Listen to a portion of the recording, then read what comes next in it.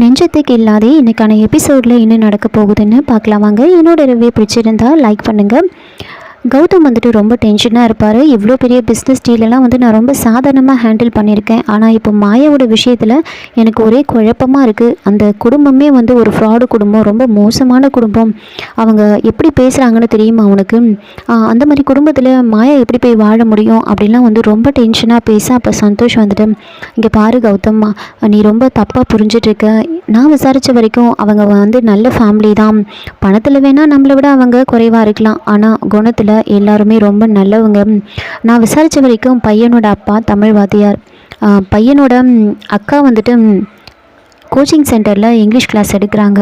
எல்லாருமே ரொம்ப நல்லவங்க தான் அப்படின்னு சொல்கிறாங்க. அதை கேட்டு கௌதம், நீ எனக்கு ஃப்ரெண்டா இல்லை அவங்களுக்கு ஃப்ரெண்டா? நீ அவங்களுக்கே சப்போர்ட் பண்ணி பேசிகிட்ருக்க அப்படின்னு கோவப்பட, இங்கே பாரு கௌதம், இது ஒரு சின்ன மிஸ் அண்டர்ஸ்டாண்டிங் தான், ஒரு நிமிஷம் இரு அப்படின்னு சொல்லி டிரைவரை கூப்பிட்டு விடுறாங்க. டிரைவரை உண்மையை சொல்கிறாங்க. அப்போ தான் டிரைவர் சொல்கிறாங்க, சார் அன்றைக்கி கார் ஆக்சிடெண்ட் பண்ணப்போ பிரச்சனை பண்ணாங்களே அவங்களும் இன்றைக்கி நீங்கள் போய் பார்த்துட்டு வந்தீங்களே அவங்களும் ஒன்று சார் அப்படின்னு சொல்கிறாங்க. இவங்க அப்பாவும் பொண்ணும் டெய்லி போலீஸ் ஸ்டேஷனுக்கு வருவாங்க அப்படின்னு சொல்கிறாங்க. நீ சொல்கிறதெல்லாம் உண்மையா அப்படின்னு கேட்டுட்டு கௌதம் யோசிச்சு பார்க்குறாங்க. மது இந்த ஒரு சின்ன விஷயத்துக்காகவா நீங்கள் இங்கே வந்திருக்கீங்க அப்படின்னு கேட்டதெல்லாம் யோசிச்சுக்கிட்டு, அப்போ நாம் தான் தப்பாக புரிஞ்சிட்ருக்கோம் அப்படின்னு யோசிக்கிறாங்க.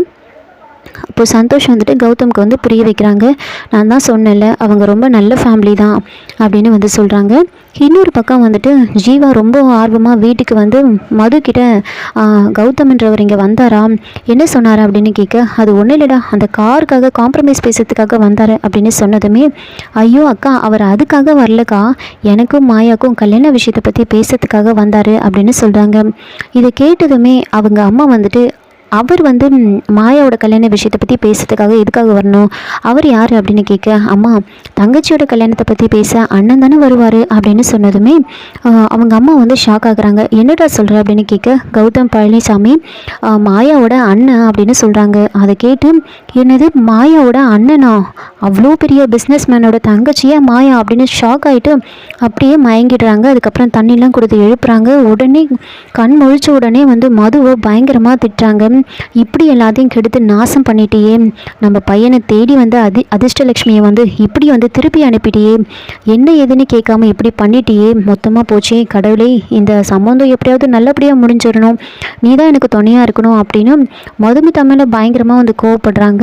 மதுமிதாவும் முறைச்சிக்கிட்டே இருப்பாங்க. சாப்பிடும்போதும் முறைச்சிக்கிட்டே எந்திரிச்சு போவாங்க. அப்போ மது அவங்க அம்மா கிட்ட போய் பேசுகிறாங்க. அம்மா நான் ஏதோ தெரியாமல் பண்ணிட்டேம்மா அப்படின்னு சொல்ல, இதான் உன்னோட பிரச்சனையே, ஒருத்தர் நம்ம வீட்டுக்கு வராங்கன்னா நீ என்ன ஏதுன்னு அவங்கக்கிட்ட கேட்கணும்ல, கேட்காம நீ பாட்டுக்கு பேசிட்ட அப்படின்னு சொல்கிறாங்க.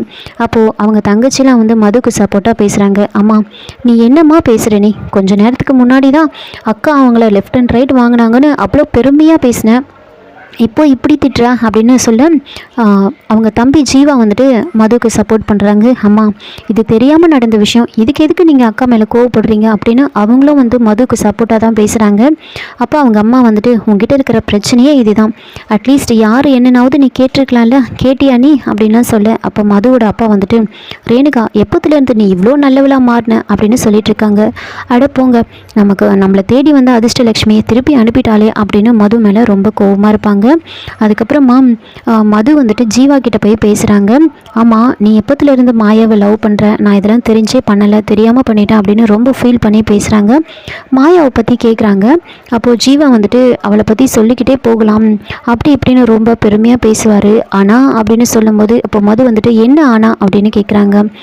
ஒரு சில நேரத்தில் அவள் ரொம்ப கோவப்படுவா, அவளை கண்ட்ரோல் பண்ணுறது ரொம்ப கஷ்டம், ஷீ இஸ் கிரேசி அப்படின்னு சொன்னதுமே, ஏய் இதை நினச்செல்லாம் ஃபீல் பண்ணாத, அப்படி தான் இருப்பாங்க, லவ் பண்ணும்போது அப்படி தான் இருக்கும், அதெல்லாம் நீ பெரிய விஷயமா எடுத்துக்காத அப்படின்னு ஜீவா கிட்ட அட்வைஸ் பண்ணிகிட்ருப்பாங்க.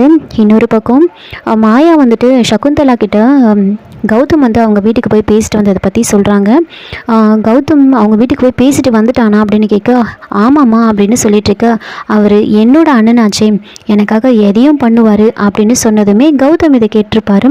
அதை கேட்டு கௌதம் ரொம்பவே எமோஷ்னல் ஆகுறாரு. நம்ம தங்கச்சிக்காக நாம் பண்ணணும் அப்படின்னு யோசிச்சுக்கிட்டு மதுவுக்கு கால் பண்ணலாம் அப்படின்னு கௌதம் யோசிச்சுட்டு. இன்னொரு பக்கம் மதுவும் சரி நாமளே இந்த பிரச்சனையை சரி பண்ணுவோம், நம்மளால் வந்த பிரச்சனை தான் இது, நாம தான் ஜீவாவுக்கு ஒரு நல்ல வாழ்க்கையை வந்து அமைச்சு கொடுக்கணும் அப்படின்னு யோசிச்சுக்கிட்டு மது கால் பண்ணலான்னு யோசிக்கும் போது கரெக்டாக மது வந்துட்டு கௌதம்க்கு வந்து கால் பண்ணுறாங்க. அட்டன் பண்ணி பேசுகிறாங்க. அப்போது கௌதம் வந்துட்டு இல்லை உங்ககிட்ட ஒரு விஷயம் பேசுகிறதுக்காக தான் கால் பண்ணேன் அப்படின்னு மது சொல்கிறாங்க. அப்போ கௌதம் வந்துட்டு நீங்கள் சாரி கேட்கலாம், நான் மன்னிக்கிறதுக்கு ரெடியாக இருக்கேன் அப்படின்னு சொன்னதுமே, என்னது நான் சாரி கேட்கணுமா, எனக்கு தெரிஞ்சு தப்பு யார் பண்ணாங்களோ அவங்க தான் சாரி கேட்கணும் அப்படின்னு சொல்கிறாங்க. அது கேட்டு கௌதம் வந்துட்டு ஆமாம் தப்பு என்னோடது தான், உங்களை மாதிரி ஆளுக்கெலாம் கால் பண்ணி பேசணும்னு நினச்சலாம், என்னோட தப்பு தான், அன்றைக்கி என்னோட அப்பாவோட தேவசத்துக்கு போக விடாமல் பண்ணிட்டீங்கல்ல அப்படின்னு சொல்லும்போது அப்போ மது வந்துட்டு ஹலோ அதுக்கு மன்னிப்பு கேட்கறதுக்காக தான் நான் உங்கள் வீடு வரைக்கும் வந்தேன், ஆனால் நீங்கள் என்ன பண்ணீங்க, நீங்கள் வெளியில் வந்து என்னை பார்த்தீங்களா, it's all because of your big fat ego அப்படின்னு சொன்னதுமே என்ன சொன்னீங்க, நீங்கள் என்ன சொன்னீங்க திரும்பவும் சொல்லுங்கள், அதுங்க என்ன அர்த்தம், என்ன நீங்கள் திரும்ப என்னை குண்டுன்னு கிண்டல் பண்ணிகிட்ருக்கீங்களா அப்படின்னு சொல்ல, இங்கே பாருங்கள் என்ன வந்து நான் வந்து உங்களை வந்து அப்படிலாம் வந்து கிண்டல் பண்ணணும்னு என்ன ஒரு அவசியமும் கிடையாது அப்படின்னு சொல்கிறாங்க.